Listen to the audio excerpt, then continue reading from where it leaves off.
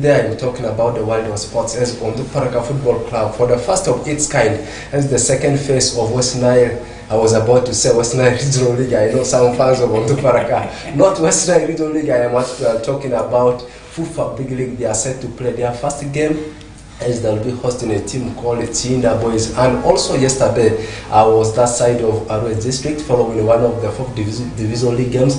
I remember the last two games we have actually been discussing about the ongoing FEB Division League we have been from various DFAs in the region of West Nile. Particularly, we are discussing about the ongoing FEB Division League in Arua City. Yesterday, I thought wise to see that we also have to take a step and follow how it's going on the other side of Arua DFA, and it went on so well. Plus the other stories, and also a very big story coming from the world of cricket. I mean T20. Before I give much, I need to first introduce my colleague Pandit. That's Susie Linda. Susie, you are most welcome. How is the atmosphere in the region in terms of sports? Good afternoon, Benson, and good afternoon, very most welcome. 2 to 3, we are in the house already. 2 candidates, the other is out, of course, for official duty. There is our colleague, Mr. Frederick Owen, who is, of course, handling the on-ground pressure, being the PRO of the mighty club, Onduparaka Football Club. Like we know today, is a very huge day. I should say today is Christmas for there is people in Arua, particularly those that support, of course, Onduparaka Football Club. As in Big League, Onduparaka Football Club is set to encounter Chinda Boys in there is a match day 1 for there is Onduparaka, but it's match day 2. For there is a Chinda, as in the first game they won 4-2. I don't know if we're waiting to see at the 90 minutes today whether they will also outcome Onduparaka, but with the level of preparation, you asked me about the atmosphere, it is very tense. There is for the visitors, it is calm. There is the Onduparaka Football Club supporters and players. Everyone seems to be very prepared. Everyone seems to be fully ready for this game, starting from the coaching department to the players to the fans and the management. Yeah, exactly. But let's kickstart our discussion with what is happening within the region, particularly from Arua District. And before that, we'll also be discussing about the fate of the other teams. The draws for the FA Cup, I mean the quarterfinals, have already been released. And I can confirm to you, before we talk about the FEB Division League game I followed yesterday, Manchester United, of course, have been drawn against Liverpool. What shall we be witnessing as the two sides shall be clashing on 16th of March 2024. So actually, as I said earlier on, I was in the Vura District. I love calling them Vura District matches. People love calling them Arua District, following a game between Super Eagles and a team called Opia United. Not a West Nile Regional League, but it is a FEB Division League. And the side called Super Eagles managed to edge out Opia United by a goal to nil. A derby between themselves, because you look at the distance between the two teams, they are not far away from each other. Just some few meters away from each other. They share so many things in common. They are all using the same pitch, that one of OPA Primary. So many things they have in common, and that is the most peaceful derby I've ever witnessed.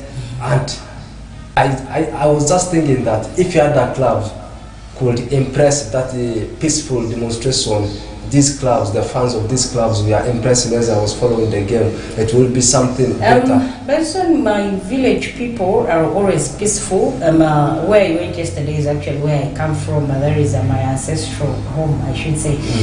People there are always peaceful, but then I was a little bit surprised that the Opia guys actually welcomed the defeat in a very peaceful way. And like your daddy said, that is how every other person is supposed to impress football.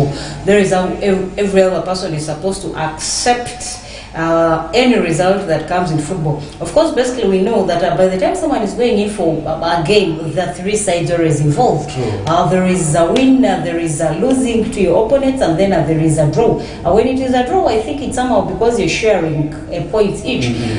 So basically, whenever two teams clash, especially in derbies, we should learn to accept the situation or the result that comes through. We should learn to embrace peace, because this is just a game for 90 minutes. After that, why should we fight and all that? Okay, the fans were very, very peaceful. Even me, I failed to identify the fans of Super Eagles, the fans of Opia United. They were all jubilating. And before the game, Opia United, we are sitting at number 4 with 14 points. Meanwhile, Super Eagles, we are having 11 points. And then after edging out to Opia United, now they are having the same number of points, 14 each. But still, Super Eagles remains at number 5 because Opia United is having a superior goal difference compared to that Super Eagles, but only one round to go in that zone, Arua District 4th Division League. And according to the report I actually got on the ground yesterday, these games are set to end this coming weekend on Saturday. Meanwhile, for Opia United, they will conclude the season with an away trip to Obsoni United.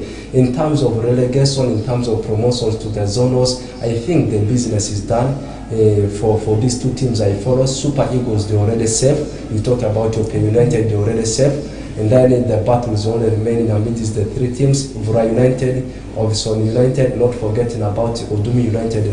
Right now, Ovison United is on top, followed by Vura United. Third on the log is Odumi United. Meanwhile, down in the relegation zone, it is a battle between the two teams called Rock, not forgetting about Ajono Yivo. So that is the latest information I've got as far as the 4th Division League is concerned. I want to add something about Ovison United. I am not surprised that actually they are sitting atop of that table because one, Ovison has been there for quite some time now. At least they have the experience, they know what it takes, or they know what it means to be in such a league. And when it comes to support, be it financial-wise and all that, Opia is not Opia. Ovisoni is actually a community-based club. So basically, when they seek some help from others of the community, they always come through and give them that support. And Ovisoni is one team that has not only played or remained within Arua district. They've played a lot of friendlies, by the way, with some popular teams in Arua city. True.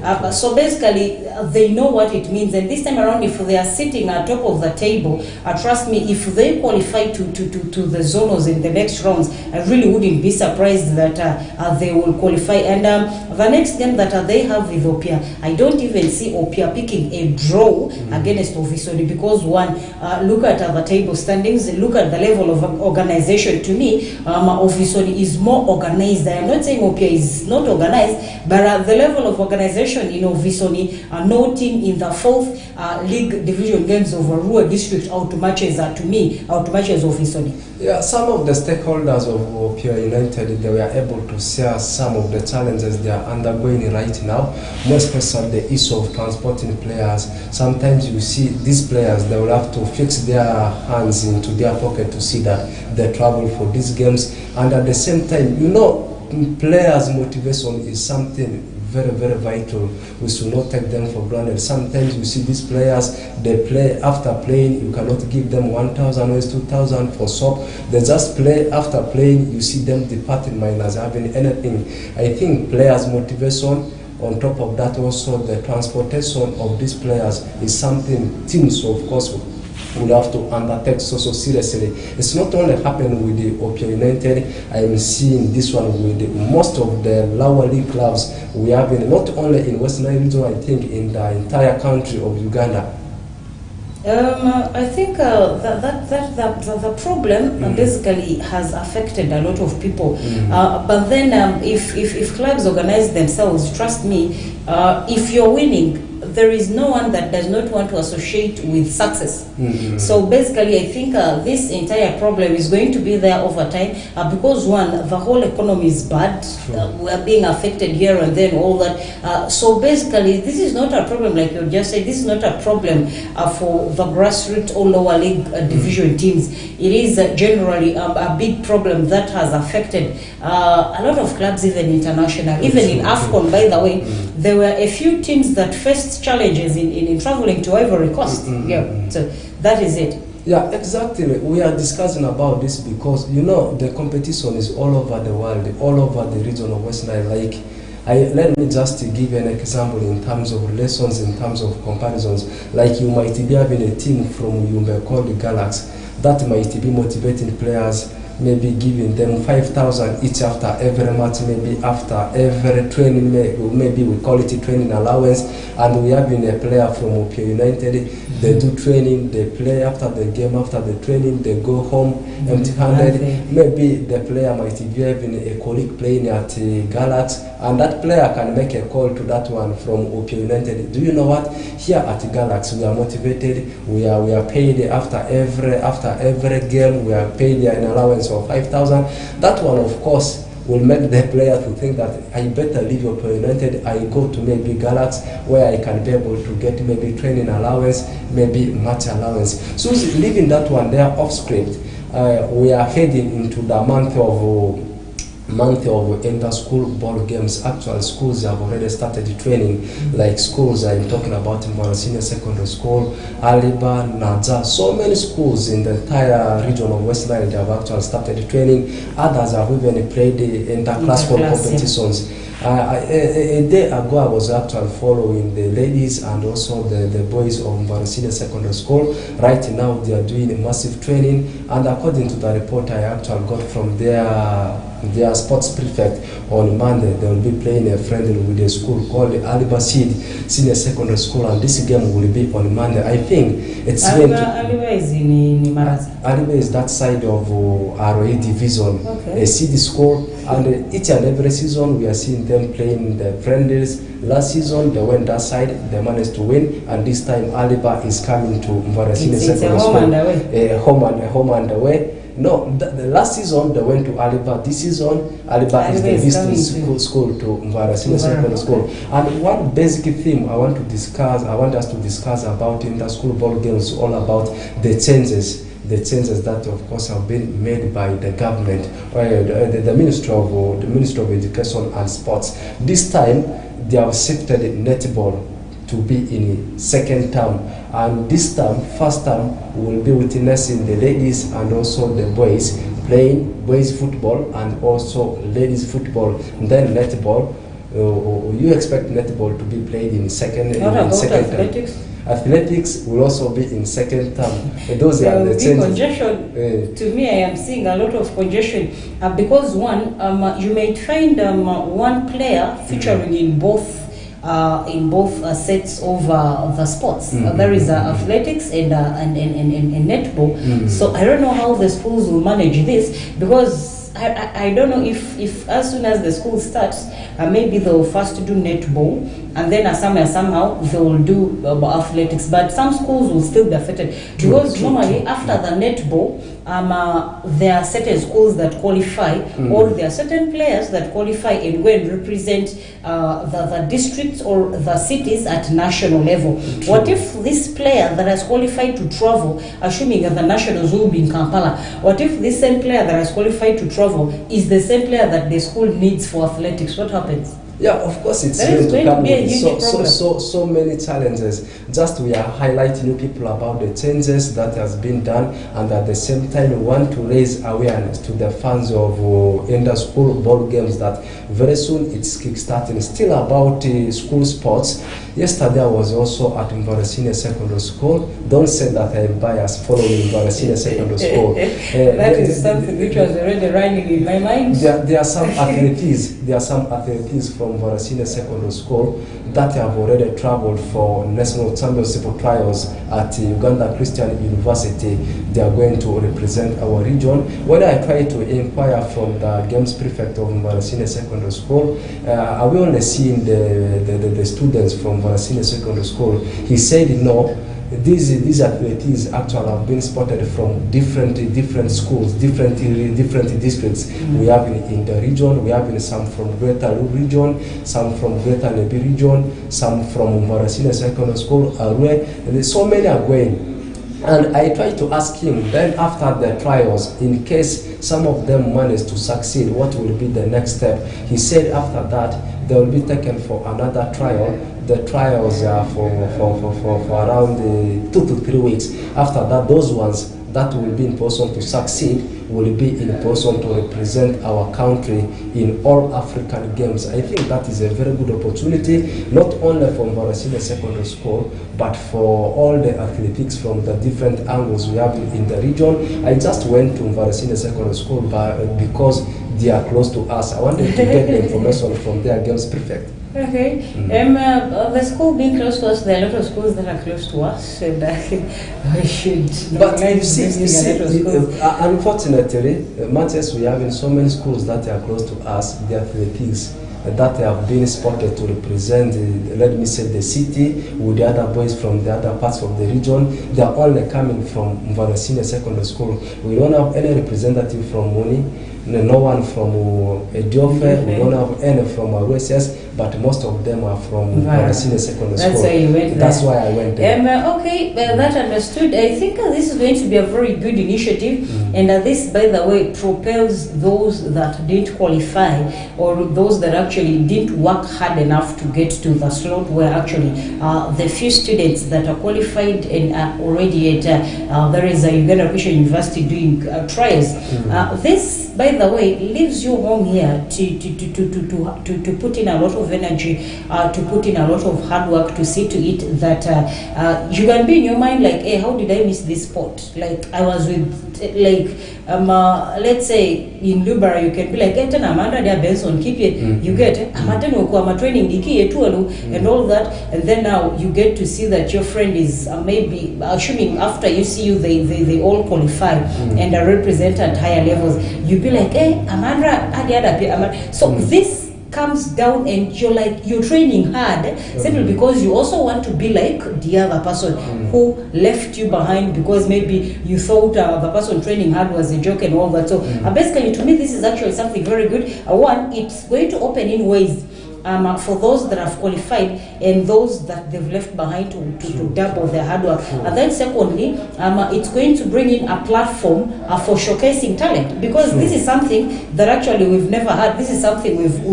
that has never happened to our region, basically. This is the first of its kind where you find secondary school students going to do trials at a university or at an institutional level. So basically this is actually something very good, and to me I think it propels, first of all, it's a uniting factor.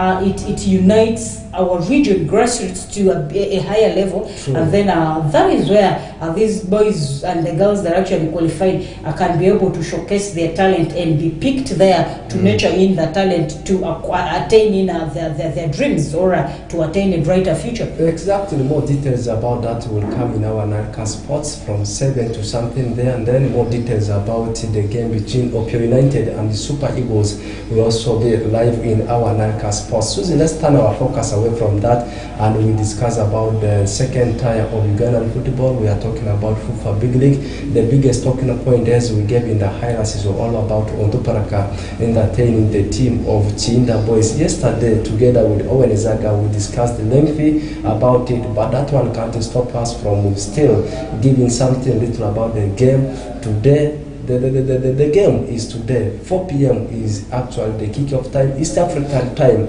Onduparaka will be at home. Ababet. People say it's not called Onduparaka, others are saying it Onduparaka, but it depends on how you want to call it. They are the home side.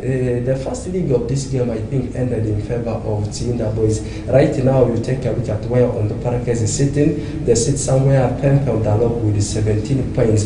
Chinda is above them. Onduparaka has never lost a game at home ever since the kickstart of the new season. Are we going to see the same statistics, same record repeating itself come tonight? Onduparaka ran a first round. They ran riot, I should say. They actually didn't lose any game at home. They almost lost the last game they had at home. I think there was against Takataka or something of that sort. But then we saw that game ending on a 1-1 there. So basically, they lost all their away games. now that they've had a lot of add-ons into the team, from the technical bench to the coaches to the players and all that, and they've also strengthened Caesar, because initially in first round we also Samson Caesar, who is the head coach of Onduparaka, but also a player, meaning he's a coach player. We saw him particularly bringing in the goals for various Onduparaka Football Club. So basically, this time around, second round, Onduparaka has returned bigger, and they have actually strengthened in a position number 9, that is the striking line for Caesar. And Chiinda, beating Onduparaka in first round, I don't think Chiinda actually is going to pick a win today at Green Light Stadium, Ababet, because we've not seen any team since Big League started. We've not seen any team coming to Green Light Stadium to pick all the 3 points, unless otherwise you are going to share in the points and leaving some on ground. So with the level of preparations that I have seen, the hype, like earlier insiders were introducing the show, that every other person is actually too ready for this. Everyone has prepared, from the management to the players to the morale boosters to the coach and all that. So basically, I am seeing a win for Team Onduparaka this time around. I was almost saying we are expecting a lot of goals, but I don't see the goals surpassing 3, unless otherwise. Maybe something of 3-1, 3-0, like that. It should be just either 3-1 or... I want to repeat your statement. For sure, all the stakeholders are very ready. The fans, the players, the technical team members, even one of us, Owen, is also ready. I don't know. He's not in the studios, he's on the ground preparing. This one takes us to the other games to be played today. We'll be having a game between Karo Karunzi and the team of Police. Police, they won their game previously over the weekend. Karo Karunzi, we are actually edged by the team of Calvary. Then Mbale Heroes will be taking a trip away to Young Elephant. Meanwhile, for one of the newly promoted sides also, Tige's Homeboys will be entertaining Black's Power. Black's Power sits somewhere on the log. For Checkman, they will be taking a trip away to Kataka. Kataka actually we are beaten, and we have been discussing the game between Onduparaka Football Club and the team of Chinda Boys. All these games are going to be at 4 p.m. East African time, with the exception of only one game to be played tomorrow, Friday, 1st of March. For this is going to be the moment where the month of March will begin very well for Calvary. Calvary will be taking a trip away to Zinzanof United, and this game will be live on FUFA TV. Right now, Calvary is very happy because they had a win over the team of Karo Karunzi. They are taking a trip away to Zinzanof United. Maybe one thing which is helping Calvary ahead of this encounter is Zinzanof United sitting in the relegation zone. You know, most of the teams that are not in the relegation zone playing a team sitting in the relegation zone, you always see teams that are not in the relegation zone having upper hand. Will this one be the case with Calvary up against Ginger North United? Calvary up against Ginger North United. Calvary has also been unpredictable. Calvary has been slippery. They have also been inconsistent in their winning ways. Much as they actually have good players, you literally get to see that Calvary on a away basis is also not so good. They've always okay, for them at least they've tried picking. I think 1, 2, 3 wins in first round, but then going to Ginger, and Ginger is home. Ginger North is home. Trust me, it's going to be a little bit hard for Calvary because one, the 12-man squad is going to work out here for there is Ginger, and Calvary. I don't know if they have recovered from the kiboko they got from URA in the Uganda Cup that they actually got ejected. There is that trauma, there is that emotional torture of course the players, because one, they anticipated that a URA would be a walkable thing for them because they were home and they thought maybe they were going to beat David Ogua's side and all that. So it turned out the other way around, upside down for there is Calvary. I don't know if they have recovered from that, but I am seeing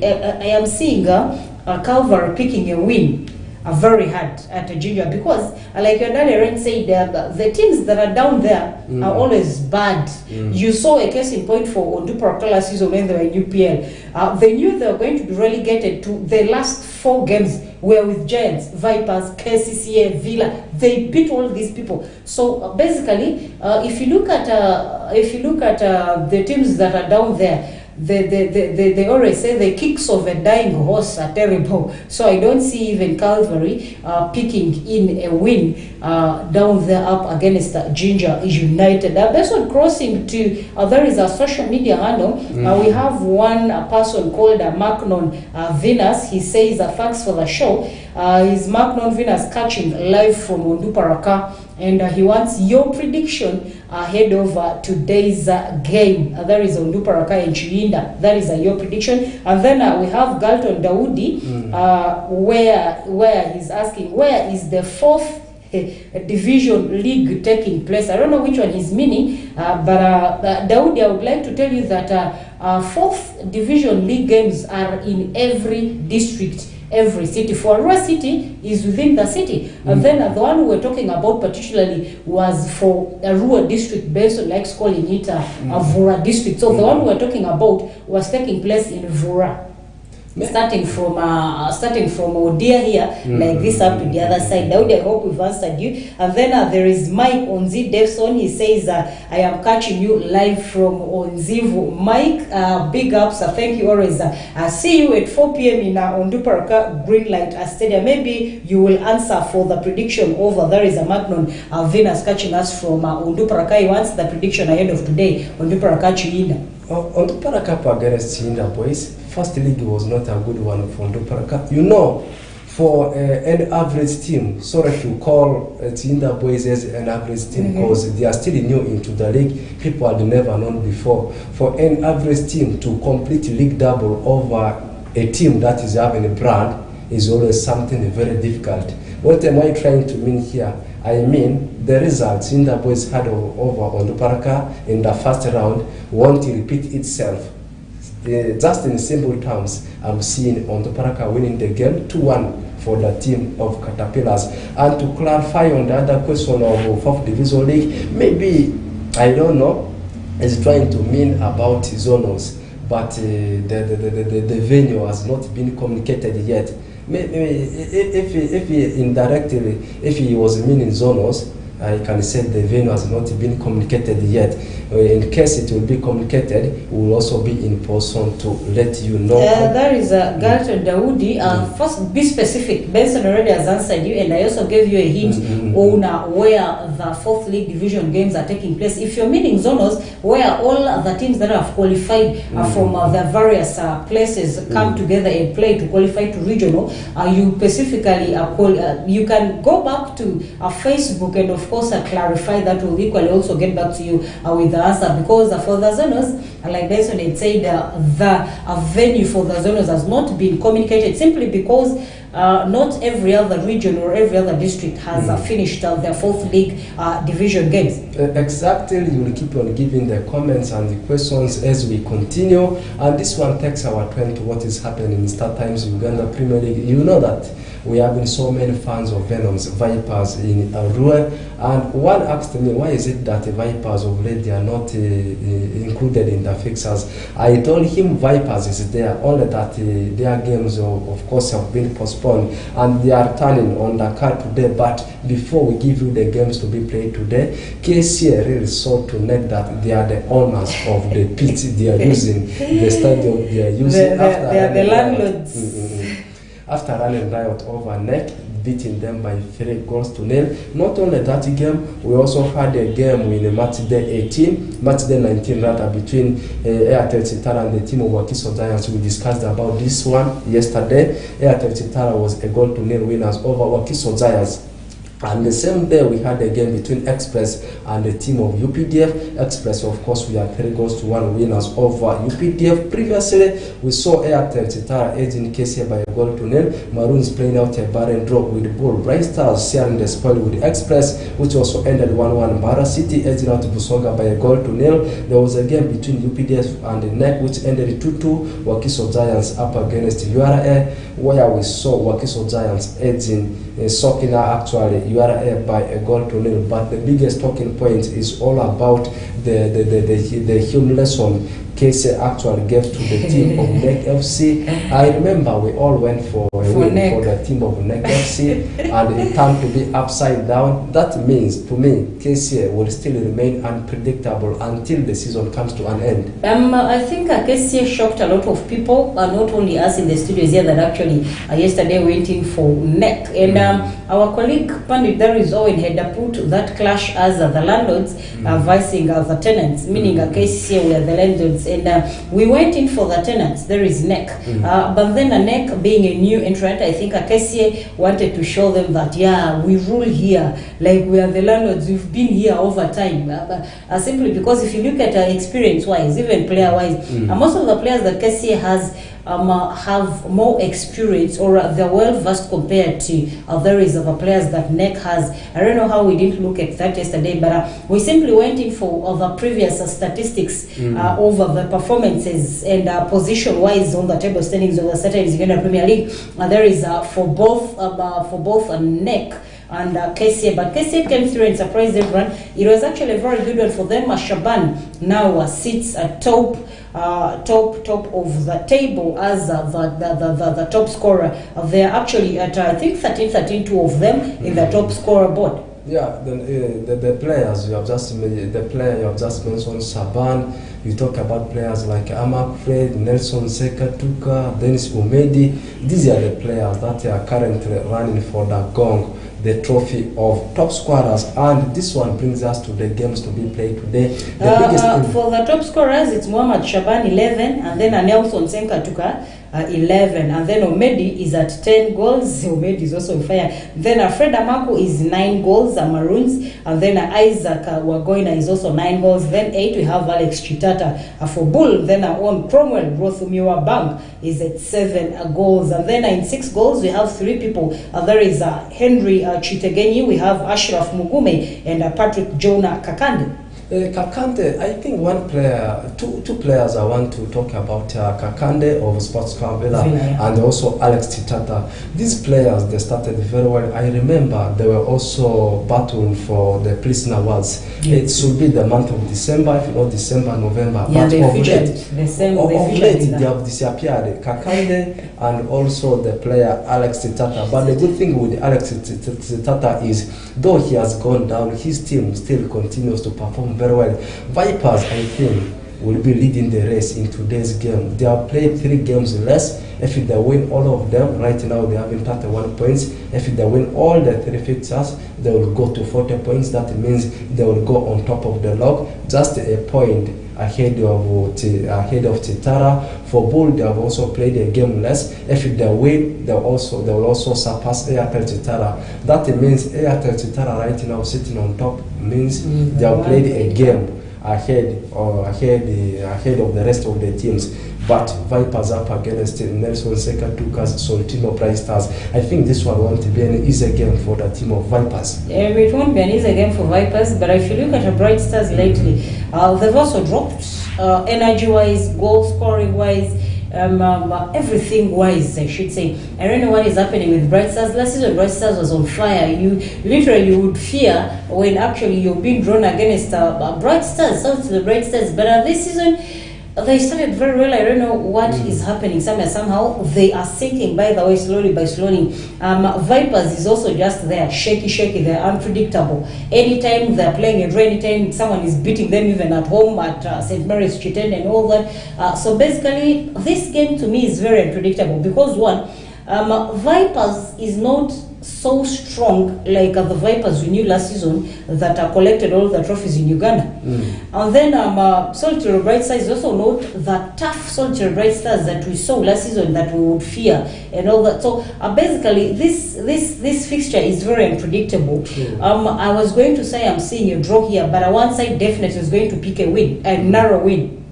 I'm seeing Vipers winning. Why am I saying so? Right now they are having that tense pressure.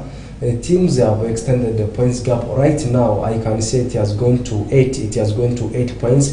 Chitara is 8 points clear ahead of Vipers.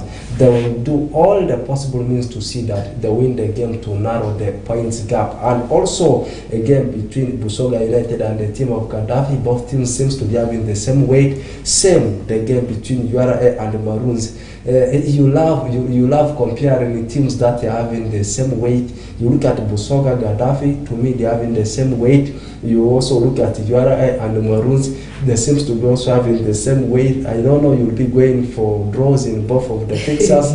This is going to be very tough, by the way. URA is in its winning ways. Maroons also is in its winning ways. Amaku, so long as he has the chances of touching the ball, trust me, the ball goes behind the net. And like you had said, these are very tough games. The teams are all unpredictable. They weigh.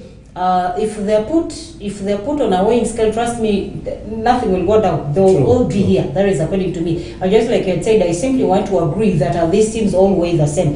Be it player-wise, coach-wise, and goal scoring wise and everything wise. That to me, all the teams that actually have appeared on the fixtures are the same. If they're being rated, I don't see any other team that I will literally rate slightly ahead of the other.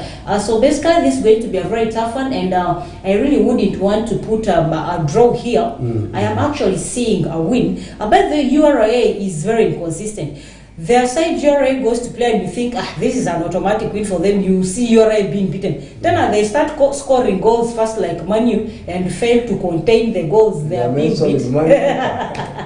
And they're being beaten. Jonah is not around, so I can mention Manu anyhow.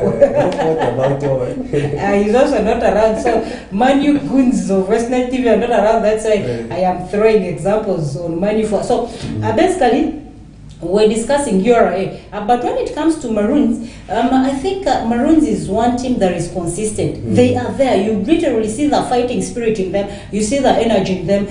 You see the togetherness in the players that actually, when they go out there, they go to fight and win. So basically, this is going to be a tough one to decide. You are up against the team of Maroons. So, no one, when we discuss fixtures, leagues, results like this, afterwards people want to know the table standing. So I want us to highlight table standing, even if we may not get them all on top. We have been singing this one ever since the start of the show.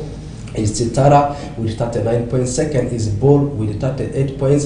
Third is Vipers with 31. Fourth is Negevs with 31. Fifth is Oscar Villa with 30. Sixth is Maroons with 30. Seventh is Express with 29. And the team which completes half of the table is URA with 27 points.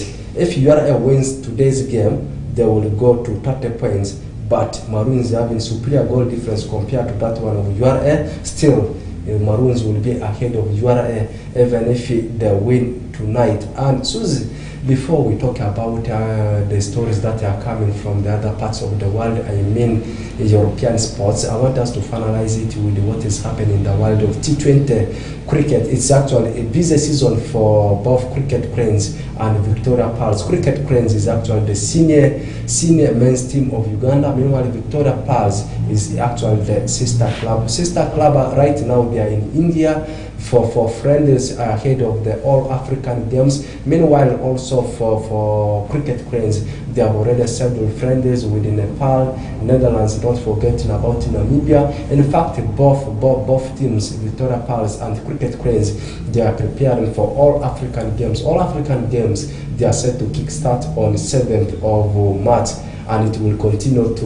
24th. And we have in so many departments, sports departments from the country that are currently preparing for it. Unless you have something to highlight about it, otherwise, right time for us to get to Europe.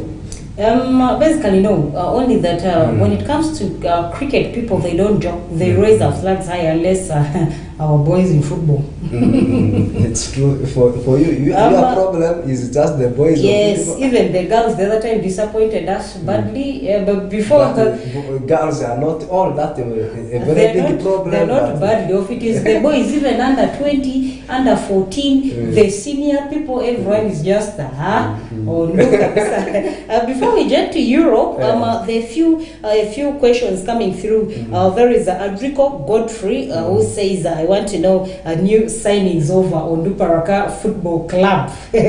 I'll give you that list of the latest signings that Onduparaka Football Club has. And then Mike Onzi, in Onzivu, you also want the probable lineup for Homeboys. Of course, our Homeboys is there is the Onduparaka people. Mike, lineup Darefuninga Ko. Kani lineup, that guy is a logger, by the way. I want to say this in loggerity so that he understands properly. Mike, Miki no food, yamile lineup Onduparaka Vleri, Yinido Mwavi, against Chiinda Boys, Gerimale, Niki Nisa, Delalia, lineup Darefunga, Kukani Kayefu, Dengavina Makwa, Udorukuyani, Miami lineup Darefera. Kani lineup de Kadvinido food, the Amafuar Kibo, Mavinido, Yemi lineup de Dari Ishare. Thank you so much for always watching. Yes, anything still local?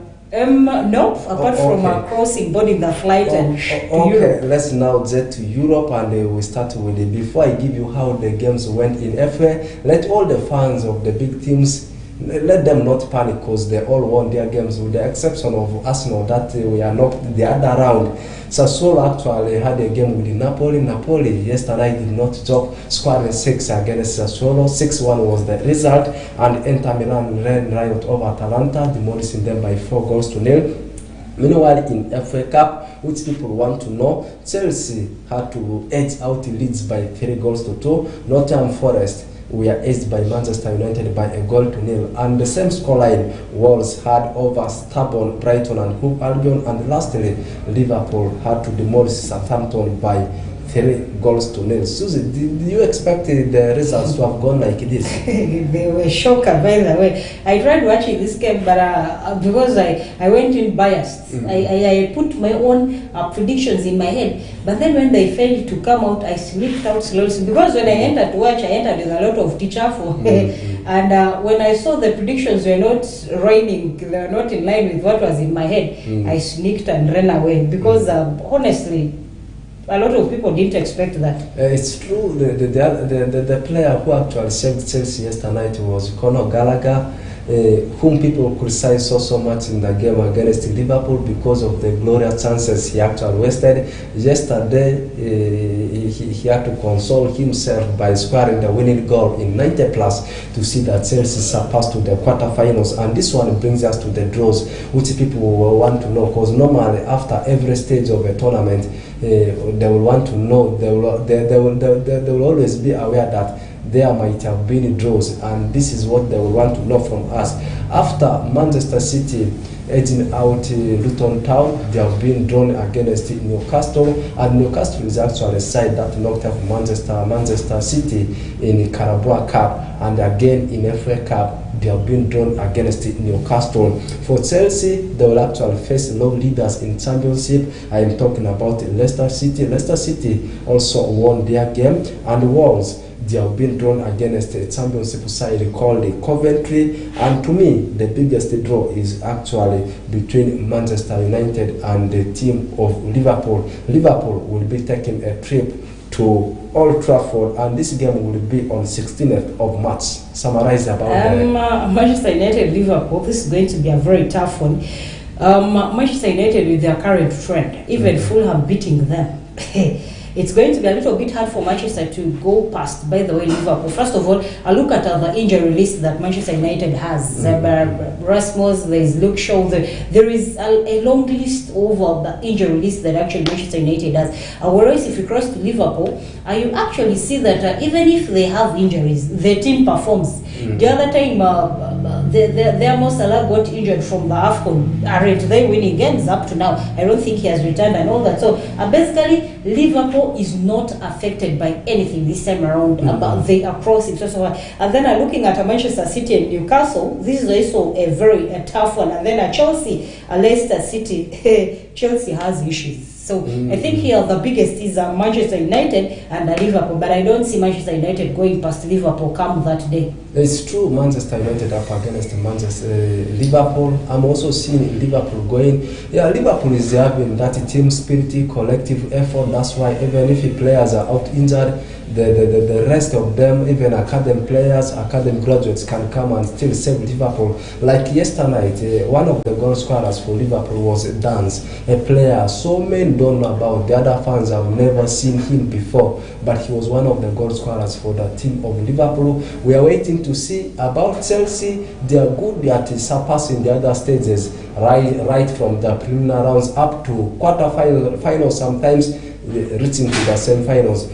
But when it reaches to the real final, you always see Chelsea losing it for fun. The last time Chelsea won a domestic trophy, a domestic gong, was way back in 2017 when they won, I think, both FA Cup and English Premier League. Since then, I think it has lasted for 6 years. This will be the 7th year they have never won a domestic trophy. I mean trophies within England, but UEFA Champions League, they won it in 2021, maybe FIFA Club World Cup. Susie, your last words to the fans. I think one person wanted to know of the new add-ons that Onduparaka had. Onduparaka has added there is Ahmed Borini, there is the coach that is coming to assist Samson Sizo Okuti from Arua Hill, and then they've also added a new goalkeeper, Yunus Dafala, after their former goalkeeper, there is Okello, living in. And then there are other recruitments.